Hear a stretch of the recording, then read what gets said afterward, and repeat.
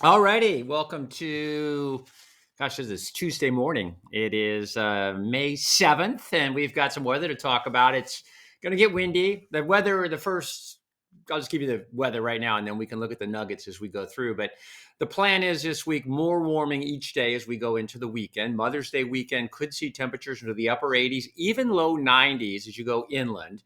Fog, not a thing anymore at the coast. That went away. The winds will get whipping, especially in the Central Valley. My friends in Winters, Davis, Sacramento, that west side of the Sacramento Valley, even Red Bluff and Orland, those areas are going to see some pretty significant north winds. So a wind advisory will go into effect there. These north winds are the mechanism for the warming that we're going to experience. And I was just sitting here thinking as I was drinking coffee, and this was kind of my morning ritual anyway, and we're doing it together. I know there's only like six of us, but I'm still doing it because it's kind of fun because I do this anyway. So right, but I thought you can see behind me over this shoulder. See that picture right there? Because people always ask about these pictures. During the pandemic, we set up home studios, right? And back then, we're like, oh, let's, you put up your Emmys or whatever. I actually have one. Check this out. I never really show it. Yeah, Emmy. That's kind of cool, huh? And then this was one I was really God, this is one. This is on my desk. This is one that this is meant to impress. This is a Telly Award, and it's something. It's a special we did at Channel Two called Twist and Shout. You can probably YouTube find it, but it was like we went to some amusement park and did all these physics experiments. But this bad boy is a national award, so that's kind of some badass stuff right there. And then this one is my favorite. When I was at Channel 5 at KPIX in the mornings, like at 02 dark 100, I mean, I'd go in at like 2 in the morning. And but we had a thing, we work with the animal shelters. I did that at Channel 2 as well, which I think is so important to adopt pets. And this was I think every Friday we would have an adopt a pet segment. We'd bring in a pet, and then actually got a couple of my pets from that. But it helped move some pets. And when I worked for the animal shelter in Oakland, we did really good things as well. And yeah, it's awesome. So if you can adopt pets, and Labradoodles are cool and everything, but you know what's super cool? Like I got an old dog. His name's Carl. He's 16 years old. He's a complete mutt. He's awesome. And I mean, we're running out of time with him, unfortunately, but 16 years is like two Labradoodle lives, man. I mean, I love Labradoodles. My dad's a veterinarian, and I like all animals. But my dad always told me this. He's still alive at 97. He said, "Listen, mutt dogs, or I guess I don't know if you call them mutts, or just not purebreds, live a lot longer." He goes, they're because of all the genetic advantages they have from all the right. They're not being bred out of these animals. They're just being, they're infused with resistance and resilience. And so, and plus it's just a good thing. And they know they're adopted. Okay, so anyway, I want to show you this picture back here. That's Green Day. You're going like, why has he got that up there, right? It's up there because Mike Dirnt, who's the bass player, I'd like to say he's a friend of mine. I think he's a friend of mine. He's the coolest guy I know. When our kids were in school together, when I lived in Marin, I used to see him every morning at, I can't let him tell the story. See him every morning at Lower Brookside. And he is just kind of a badass, right? Because he's freaking Mike Dirnt, Green Day. And this is 20 years ago, 25 years ago. And he'd be sitting it there, and he'd drop Stella off, his daughter, off to school, and we'd sit and talk, and I got to talk music with him. I don't know anything about music, and it was just like he was a regular dad, but he still looked cool. Like that was what was weird. He still had the white spiky hair, and he was like, clearly that's Mike Dirnt, but he was just a dad.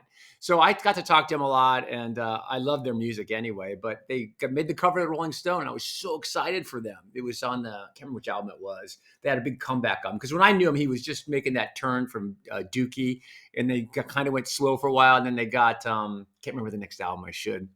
Anyway, that's the cover of the Rolling Stone, which I think is in my era. That's big stuff. Okay, that's that story. Sorry to take you through a little memory lane thing. Here we are, live picture, visible satellite. Hope you're having a good day. The weather is money. Fog is cleared from the coast. The winds have done a number on the fog and pushed it away. And so we're going to be fog free for the next few days coastside.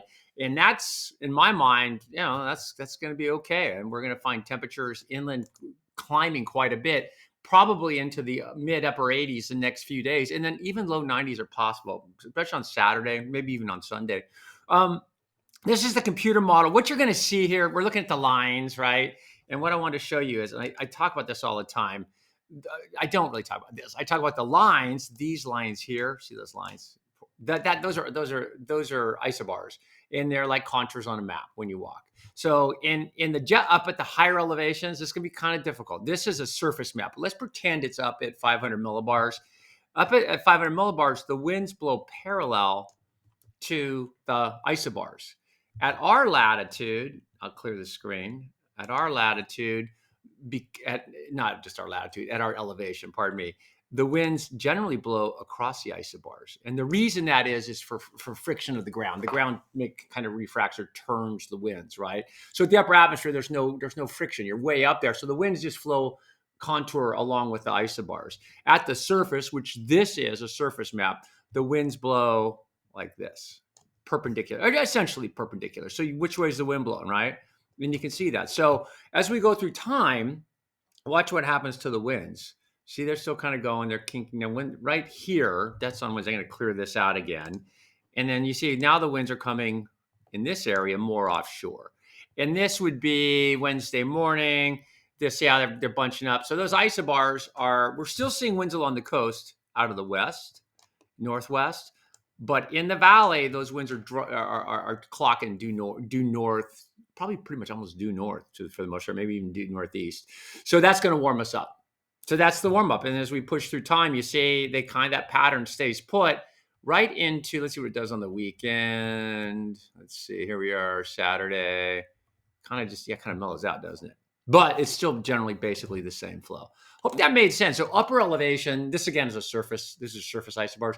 But if I'm up in the upper elevations and I'm showing you a map with that long range model, those winds are generally flowing. The jet stream are flowing parallel to those lines. At the surface, the winds are generally flowing perpendicular across. Not, and the topography changes that in the whole bit. Okay, so we're going right. I don't know if you want to know all that, but it's once you know that, if you can embed that and go, oh yeah, that's what that is.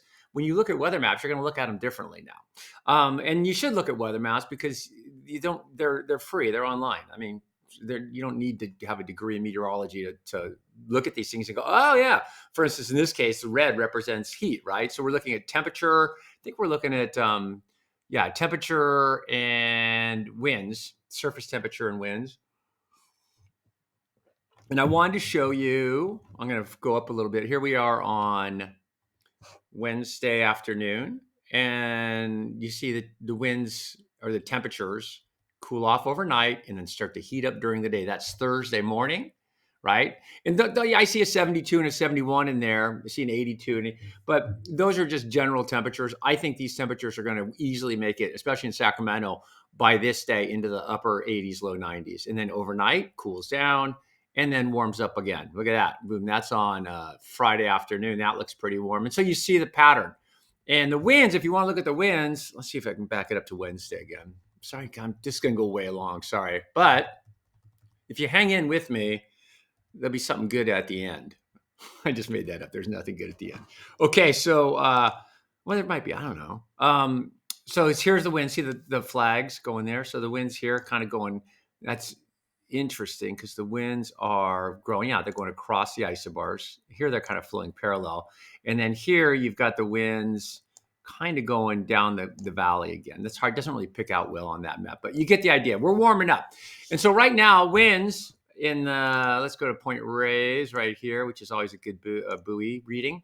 31 mile an hour, 31 knot gusts at this buoy, which is off Point Reyes.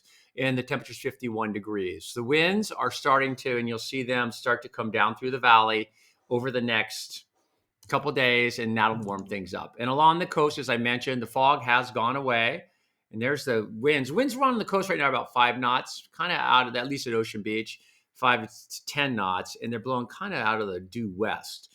And the fog is gone. You can see offshore, you see that kind of haze there. That's probably the fog bank. And then this is the satellite. This satellite I like only because this is a color visible satellite, so you're not just black and white. And you can pick out a few clouds floating around out here. You can see the snow in the Sierra Nevada, and just an awesome day today.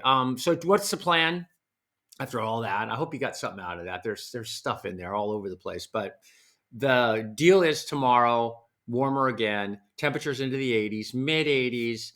Upper 80s, maybe low 90s as we get into Thursday. These are well inland spots, right? But the Bay in general, we're going to see lots of 80s, and we haven't seen that this many warm days in a little while.